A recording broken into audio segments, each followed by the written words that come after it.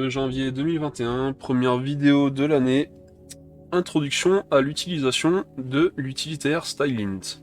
Donc Stylint, c'est quoi? C'est tout simplement un utilitaire qui te permet de linter ton code CSS comme le fait par exemple ESLint avec le code JavaScript ou TypeScript. Ok? Donc là, par exemple, j'ai juste un fichier app.css ainsi qu'un fichier taskfile.yml, donc on en parlera juste à la fin de cette vidéo, de celui-ci. Et donc app.css ici, il comporte déjà une erreur qui est très claire. On voit ici que la valeur hexadécimale qui a été renseignée est invalide, ok? Donc là, VS Code te l'indique, ok? Sinon, il comporte des erreurs dites de formatage, ok? C'est-à-dire qu'ici, par exemple, on n'a pas d'espace entre les accolades. Ici, on pourrait avoir que FFF. Là, il faudrait que ça soit en minuscule. Et là, on utilise une unité alors que bah, elle est inutile vu que on a une valeur 0, donc ça sert à rien de mettre PX, REM ou tout ce que tu veux, ça sert à rien, ok? Et enfin ici, on a deux lignes vides alors que la norme c'est d'avoir une seule ligne vide à la fin du fichier, ok? Donc, on peut hop, se rendre du coup sur la documentation de stylint.io. Tu vas cliquer sur Getting Started, et là tu vois que bah, y a besoin que de 3 étapes hein, pour te lancer. Donc c'est vraiment très rapide. La première, c'est tout simplement l'installation du coup de Stylint ainsi que d'un fichier de configuration standard. Ok. Je reviens là, je viens copier ici, sauf que pour ma part, j'utilise pas npm mais pnpm. Ok.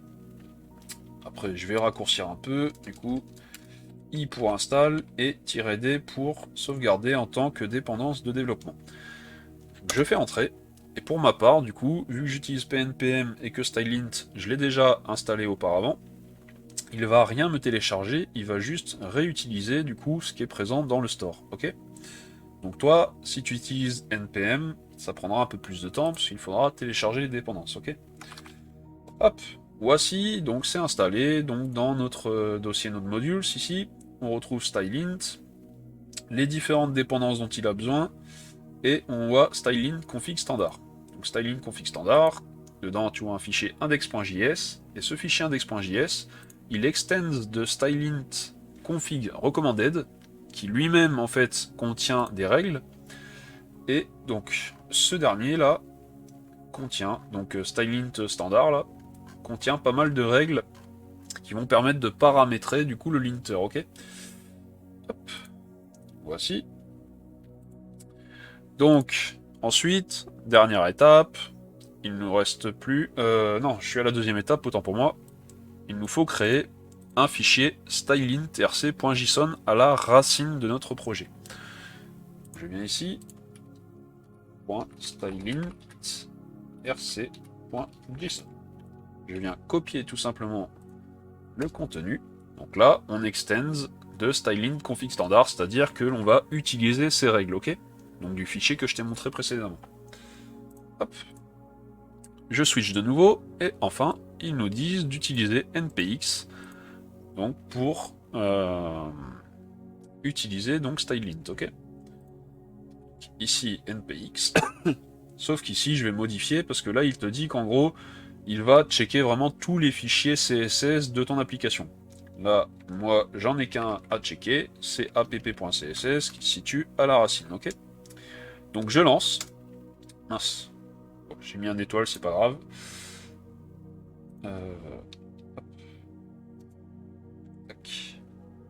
Ça, le fait d'avoir mis l'étoile, du coup, ça m'avait pris en compte des choses qu'il ne doit pas aller checker, ok. Donc, du coup, ici, tu vois donc une liste d'erreurs qui est, du coup, qui correspond à ce fichier app.css. Tu vois que lui, il t'en trouve plusieurs, ok. Là, il nous met les erreurs en CLI. Là, il n'y en a pas énormément, mais si tu en as un sacré paquet d'erreurs, par exemple si tu as installé Linter à la fin de ton projet, au lieu de l'installer dès le début et de faire des vérifications périodiques, eh bien, tu vas te retrouver avec un sacré paquet d'erreurs, ça c'est sûr et certain. Donc du coup, parfois, il peut être nécessaire du coup d'exporter les erreurs dans un fichier texte, ok? Donc là, on va cliquer sur Command Line Interface, et dans les options, tu as une option Output File, ok? Ou le raccourci "-o". Donc ça va nous permettre tout simplement d'écrire les erreurs dans un fichier texte. Hop. Donc, je clear, je reprends la commande, je rajoute le "-o, et je vais dire écris-moi ça dans stylint report.txt, s'il te plaît. Donc là, je relance la commande. Donc, on a toujours l'affichage des erreurs dans le terminal, mais maintenant, on a un fichier stylintreport.txt qui est présent ici. Voilà. Donc là, en fait, il t'indique les lignes et l'emplacement exact de l'erreur qu'il a découvert, ok. Et donc, t'as plus qu'à les modifier manuellement si t'en as envie. Mais je vais te montrer une façon quand même beaucoup plus sympa de faire, qui est donc l'ajout d'un autre flag. Donc, on retourne dans la documentation, et cette fois-ci c'est dans Options. Tu vas dans Options ici, et tu vois ici il y a un flag Fix. Donc Fix, en fait, il va te permettre de corriger automatiquement les erreurs quand c'est possible, et sinon ben, il t'affichera les erreurs qu'il n'a pas pu corriger, ok? Donc on revient au niveau de notre projet ici. Hop, je reprends la commande et on va se rajouter du coup le flag Fix ici, ok? Je relance la commande et là cette fois-ci tu vois qu'il n'y a plus que 2 erreurs qu'il n'a pas pu corriger lui-même. Mais sinon, il a formaté du coup le code CSS comme lui il a envie que cela soit formaté. C'est-à-dire qu'ici tu vois que maintenant on a des minuscules, là on n'a plus que FFF au lieu de 6F, ok? Là, on n'a plus l'unité PX, vu qu'on a 0. Et là, on n'a plus qu'une seule ligne en fin de ligne au lieu des deux, ok? Voilà pour les erreurs dont je me souviens. Par contre, il te dit qu'en ligne 7, mais tu as une duplication du header P, ok? Donc, en effet, on l'a ici et on l'a ici. Donc ça sert à rien d'avoir une duplication. Si tu veux différentes règles, bah, tu les mets dans le même sélecteur, ok? Donc ça, on va le prendre et on va le mettre ici. Donc, tac, je le supprime. Donc si je relance, du coup, il nous indique plus qu'une erreur, et en effet, parce que ici, ce n'est pas une valeur hexadécimale valide, qu'ici, si je mets 0,35, et que cette fois-ci, je relance, donc d'abord, je vais supprimer le fichier ici, de report, je relance la commande, et là, tu n'as rien, parce que tout s'est bien passé. Il a tout fixé s'il pouvait fixer, et il n'a trouvé absolument aucune erreur. Donc là, tu ne vois plus rien, nickel chrome. Donc voilà donc pour l'ajout du flag fixe pour corriger automatiquement ce qu'il peut corriger.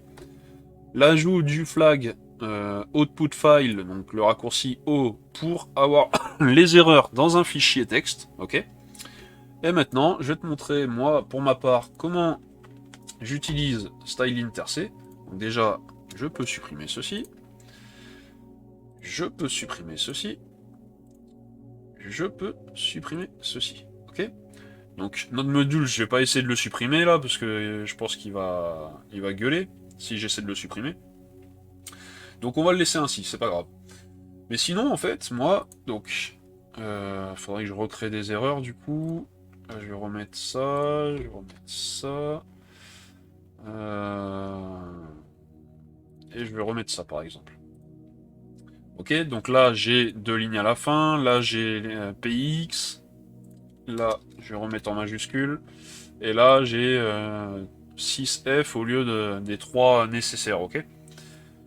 Donc moi, le truc, c'est que j'ai un fichier taskfile ici, et dedans, j'ai une commande lint CSS. Donc la description, donc par exemple, si je fais task-list, on voit ici, lint CSS, elle fait quoi? Elle analyse les feuilles de style à la recherche d'éventuelles erreurs. Donc là, à la recherche d'éventuelles erreurs, et les corrige, ok? Parce que ici, je rajoute le flag fixe, ok? Donc, qu'est-ce que je fais? Donc je vais faire un echo avec mon task file lancement de l'analyse des fichiers CSS. Si des erreurs non résolues automatiquement sont présentes, un fichier nommé stylint.report.txt sera créé à la racine. Hop. Tac. Sinon, un message de succès s'affichera ci-dessous. Donc là, du coup, ce message va être en jaune. Je lance la commande pnpx stylint. Donc là, j'ai le flag config. Donc le flag config me permet d'avoir la configuration, de spécifier l'emplacement de mon fichier de configuration, ok? Donc en l'occurrence ici, j'utilise une variable stylint config file. Stylint config file spécifie du coup là où est placé mon fichier de configuration. Donc moi je l'ai mis dans le dossier de l'Aragon, dans mon dossier des binaires, avec mon exécutable stylint, et du coup j'ai mon fichier de configuration qui est avec lui.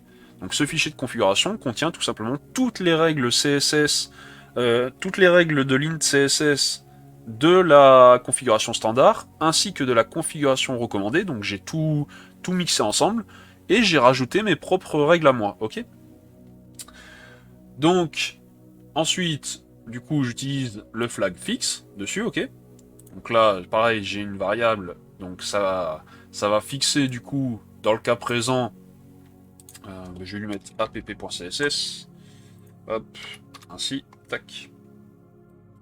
Et ça va me sortir du coup un fichier d'erreurs. Si jamais il n'a pas pu résoudre les erreurs, il va me sortir les erreurs non résolues. Du coup, dans stylint report, la variable qui correspond à ce nom de fichier là, ok? Une fois qu'il aura terminé, du coup, si tout s'est bien passé, parce que en fait, stylint, il te donne différents codes de statut en fonction de la réussite ou non. Donc il va te donner un code de statut, je ne sais plus combien, 78, un truc comme ça, attends. On va aller voir si je le trouve quelque part. Status, ignoring code, error and warning. Ouais, bref, c'est dans la documentation.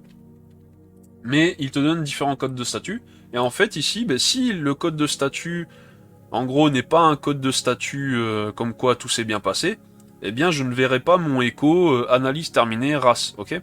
Donc c'est simple. Si je vois mon texte analyse terminée race en vert, c'est que tout s'est bien passé, ok?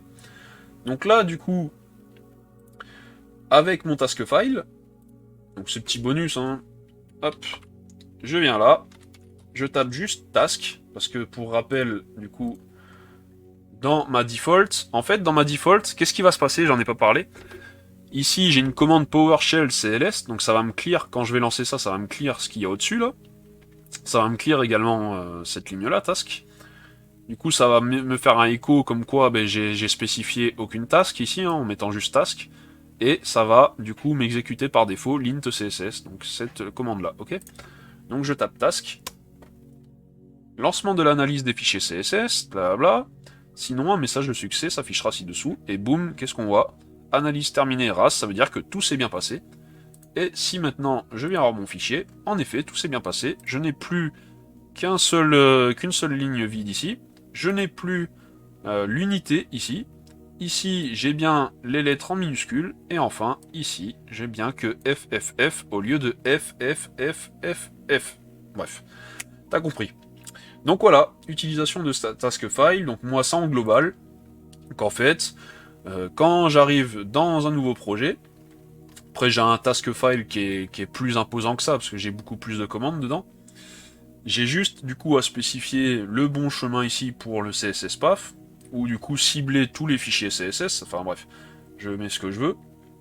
Et voilà, c'est tout. Le reste après, j'ai rien à configurer d'autre. Donc en fait, j'ai juste à spécifier du coup mon CSS path, et bim, ça y est, c'est déjà paramétré, entre autres avec toutes mes autres commandes. Ok? Donc voilà, fin de la vidéo.